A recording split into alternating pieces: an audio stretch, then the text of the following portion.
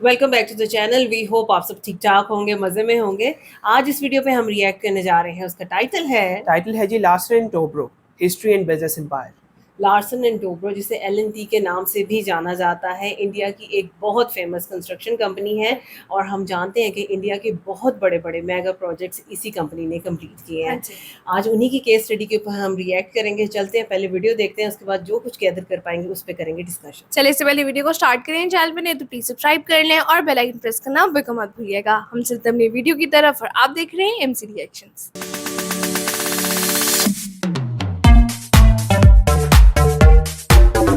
चलो तो वीडियो को स्टार्ट करते हैं। 3, 2, 1 एंड गो। अयोध्या का भव्य राम मंदिर हो या दुनिया की सबसे ऊंची मूर्ति स्टैचू ऑफ यूनिटी, गुजरात में बना दुनिया का सबसे बड़ा क्रिकेट स्टेडियम हो या देश का सबसे लंबा ब्रिज धुबरी फुलबारी, रिलायंस की सबसे बड़ी जामनगर रिफाइनरी हो या दिल्ली का लोटस टेम्पल, पता है इन सब चीजों में कॉमन क्या है? इन सबको एक ही कंपनी ने बनाया है, नाम है एल&टी।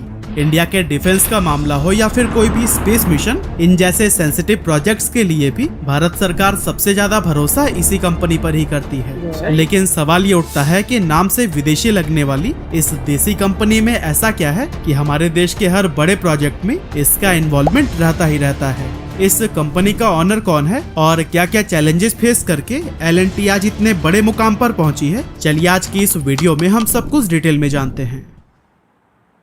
तो दोस्तों, कहानी की शुरुआत होती है सोरेन क्रिस्टियन टोब्रो नाम के एक आदमी से, जो कि एक सिविल इंजीनियर थे और डेनमार्क की एक company FL Smith and company में काम किया करते थे।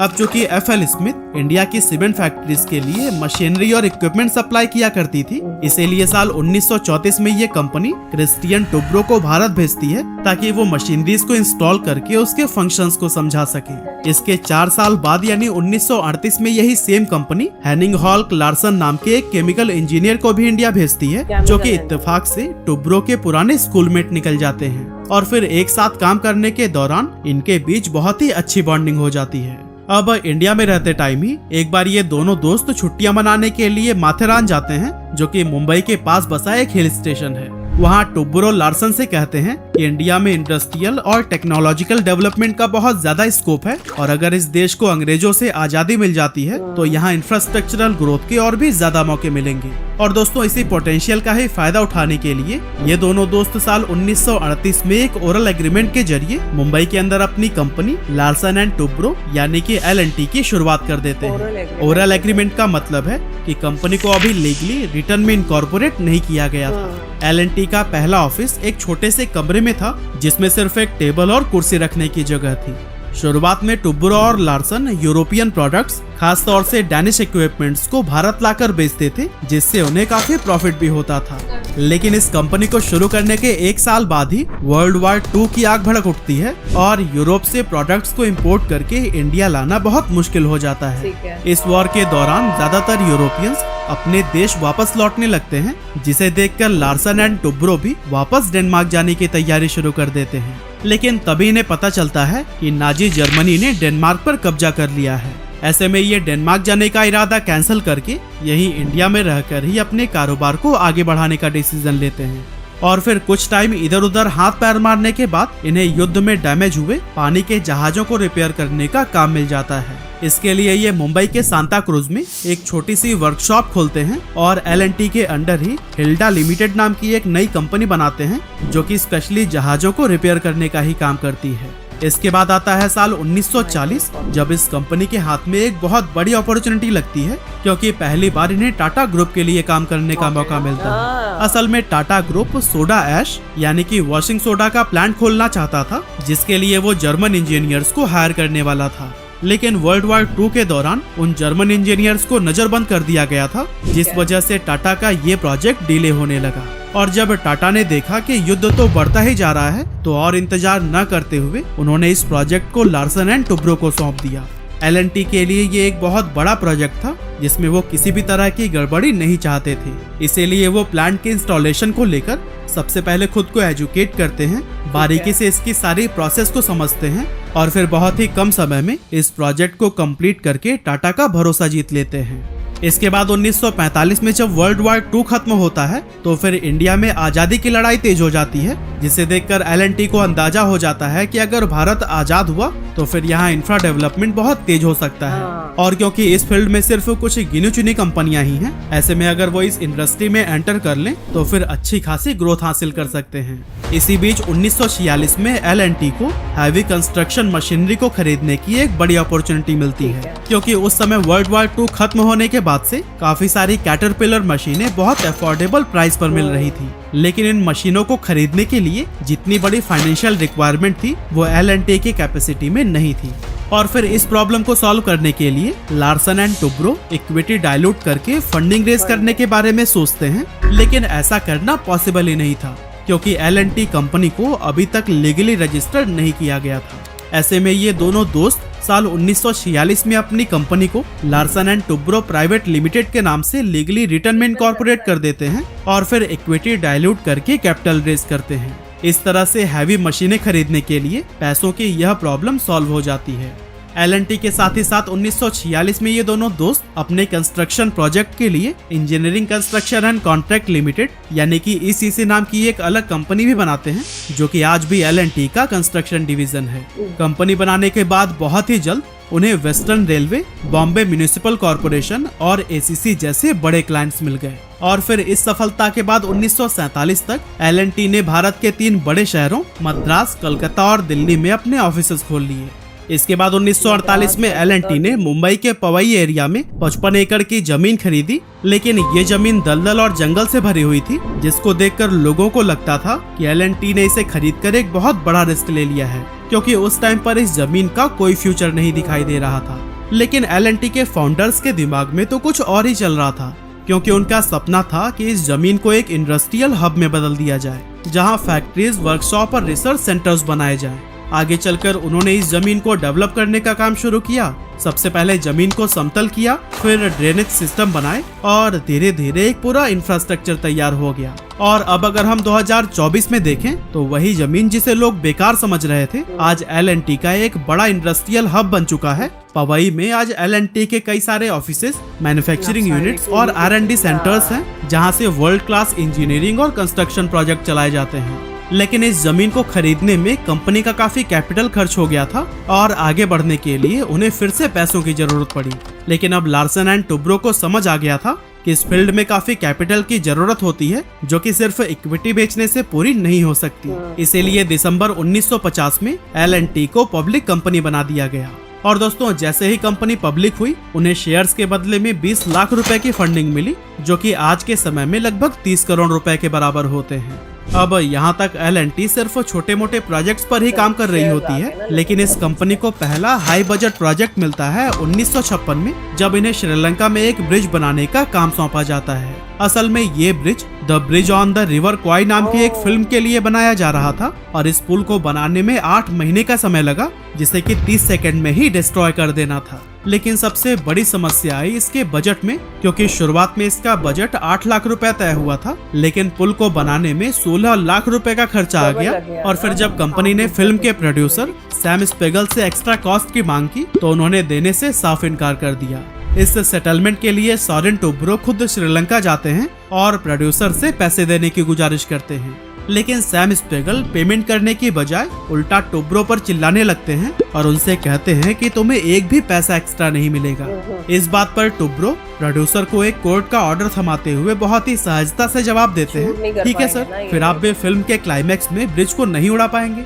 असल में इस कॉन्फ्लिक्ट के दौरान फिल्म के एक्टर्स शूटिंग कंप्लीट करने का इंतजार कर रहे थे, लेकिन कोर्ट ऑर्डर की वजह से प्रोड्यूसर चाहकर भी ब्रिज पर शूट नहीं कर सकते थे।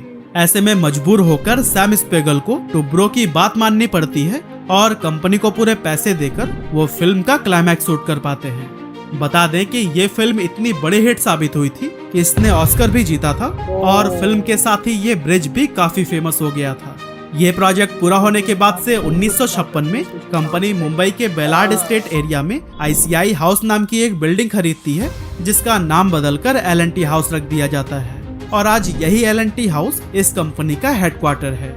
इसके बाद 1965 में L&T को एक और बड़ी अपॉर्चुनिटी तब मिलती है जब डॉक्टर होमी भाभा, जो उस समय एटॉमिक एनर्जी कमीशन के चेयरमैन थे, उन्होंने L&T को न्यूक्लियर रिएक्टर्स के कंपोनेंट्स बनाने का इम्पोर्टेंट काम सौंपा। उस समय न्यूक्लियर एनर्जी का फील्ड भारत में बिल्कुल नया था और ये काम भी काफी टेक्निकल और कॉम्प्लेक्स माना जाता था, लेकिन L&T ने इस चैलेंज को इनोवेशन और अपने हाई क्वालिटी स्टैंडर्ड्स के साथ में सक्सेसफुली कंप्लीट करके दिखाया और इस प्रोजेक्ट ने न सिर्फ L&T की टेक्निकल एबिलिटी को साबित किया बल्कि इन्हें नए चैलेंजेस का भी सामना करना सिखाया।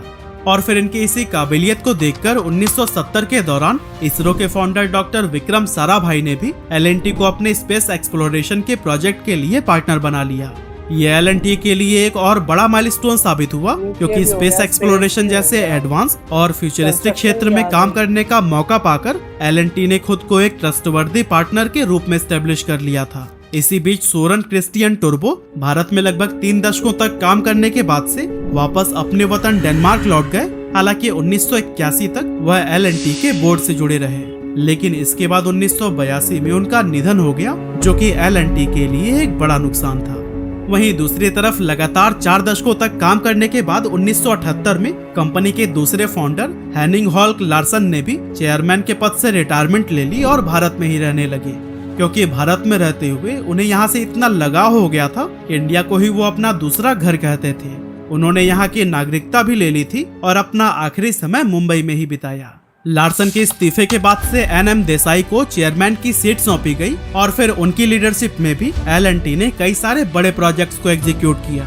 जैसे कि 1980 के दौरान L&T ने defence research and development organisation यानी कि DRDO के साथ में अपनी पार्टनरशिप की शुरुआत की। हालांकि उस समय गवर्नमेंट ने L&T को डायरेक्टली डिफेंस इक्विपमेंट बनाने का लाइसेंस तो नहीं दिया था, लेकिन फिर भी कंपनी ने DRDO के साथ मिलकर डिजाइनिंग और डेवलपमेंट प्रोग्राम में एक्टिवली पार्टिसिपेट किया।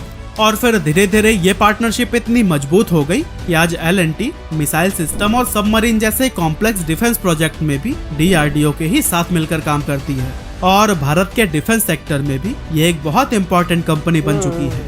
इसके बाद से CR रामाकृष्णन के लीडरशिप में 1986 के दौरान दिल्ली के फेमस लोटस टेम्पल का कंस्ट्रक्शन पूरा हुआ, जो कि अपने यूनिक आर्किटेक्चर और स्पिरिचुअल सिग्निफिकेंस के लिए पूरी दुनिया में जाना जाता है। और दोस्तों, L&T ने अपने बिजनेसेस को इंटरनेशनल लेवल पर भी काफी एग्रेसिवली एक्सपैंड किया है और आज के टाइम पर यह 50 से भी ज्यादा देशों में काम कर रही है। अब दोस्तों, इस समय तक तो सब कुछ ठीक चल रहा था और कंपनी भी नए नए टारगेट्स को हिट करती जा रही थी, लेकिन 2001 में कुछ ऐसा हुआ कि L&T का अस्तित्व खतरे में पड़ गया। अब इस पूरी स्टोरी को समझने के लिए हमें 80s की शुरुआत में जाना होगा, जब दुबई बेस्ड एक इंडियन बिजनेसमैन मनु छाबरिया की नजर L&T पर पड़ी। मनु चाहते थे कि वो इस कंपनी को एक्वायर कर लें, इसीलिए उन्होंने धीरे धीरे करके 1998 तक L&T के 1.5% स्टेक खरीद लिए। मनु की इस मंशा को L&T के उस समय के चेयरमैन AM नायक भांप चुके थे, इसीलिए उन्होंने इस मामले में इंडिया के सबसे अमीर व्यक्ति धीरूभाई अंबानी से मदद मांगी। धीरूभाई अंबानी ने इस टेक ओवर अटेम्प्ट को रोकने के लिए काफी मदद की और L&T के 12.5% स्टेक को खरीद लिया, जो कि आगे चलकर 18% तक एक्सपेंड हो गया। इसके कुछ समय बाद धीरूभाई कंपनी के बोर्ड मेंबर बन गए और साथ ही उन्होंने अपने बेटों मुकेश और अनिल अंबानी को भी बोर्ड में शामिल कर लिया। यह देखकर AM नायक को अब ये डर सताने लगा था कि कंपनी पर कहीं रिलायंस का ही कब्जा ना हो जाए। और फिर साल 2001 में कुछ ऐसा हुआ कि नायक की परेशानियां और भी ज्यादा बढ़ गईं, क्योंकि अंबानी परिवार ने अपने 18% स्टेक्स बिरला ग्रुप की ग्रासिम इंडस्ट्रीज को बेच दिए। ग्रासिम का सीमेंट बिजनेस था और L&T भी सीमेंट इंडस्ट्री में थी, इसीलिए दोनों के बीच में डायरेक्ट कंपटीशन हुआ करता था। और कुमार मंगलम बिरला खुद भी L&T को काफी समय से एक्वायर करने का सपना देख रहे थे, इसीलिए बिरला की ग्रासिम ने L&T में हिस्सेदारी बढ़ाने के लिए ओपन ऑफर पेश किया ताकि एग्जिस्टिंग शेयर होल्डर्स अपना शेयर उन्हें बेच दें।